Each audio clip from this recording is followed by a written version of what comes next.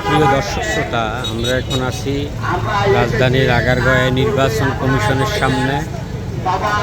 জুলাই জাতীয় সনদ বাস্তবায়ন, নভেম্বরে গণভোট এবং লেভেল প্লেইং ফিল্ড তৈরির সংস্কার, নতুন আরপির আলোকে ফেব্রুয়ারিতে নির্বাচনের দাবিতে জামাত সহ সমমনা 8 দলের নির্বাচন কমিশনের স্মারকলিপি দেওয়ার জন্য তারা এখানে সমবেত হয়েছেন।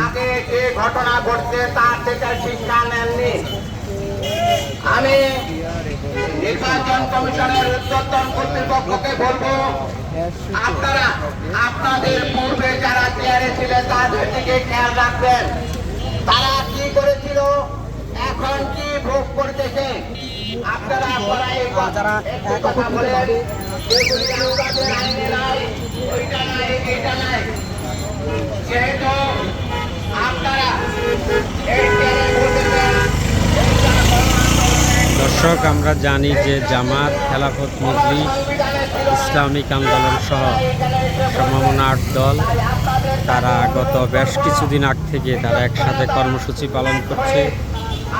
তার অংশ হিসাবে তারা তাদের 3য় পর্যায়ে যে কর্মসূচি নির্বাচন কমিশনের স্মারকলিপি সেটা দেওয়ার জন্য তারা এখানে হাজির হয়েছে।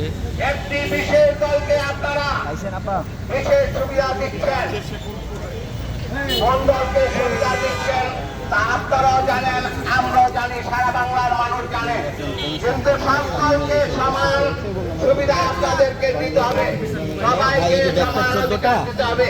এই বলে আমার বক্তব্য শেষ করলাম। আসসালামু আলাইকুম ওয়া রাহমাতুল্লাহ।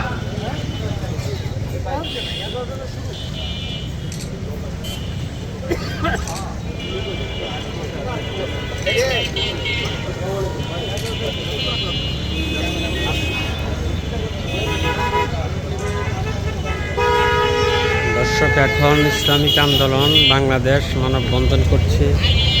একটু পর জামাত আসার কথা এবং আরও 8টি দল এখানে আসবে স্মারকলিপি দেওয়ার জন্য।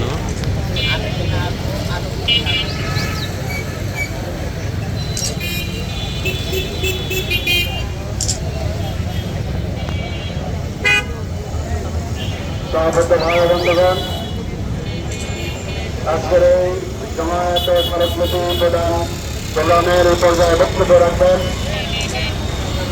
ইসলামী আন্দোলন বাংলাদেশ পল্লবী সম্মানিত সভাপতি জনাব মোহাম্মদ মোস্তফা কামাল। আসসালামু আলাইকুম রহমতুল্লাহ বারাকাতুহু। আজকের এই সভার সম্মানিত সভাপতি, উপস্থিত প্রহরী জনতা,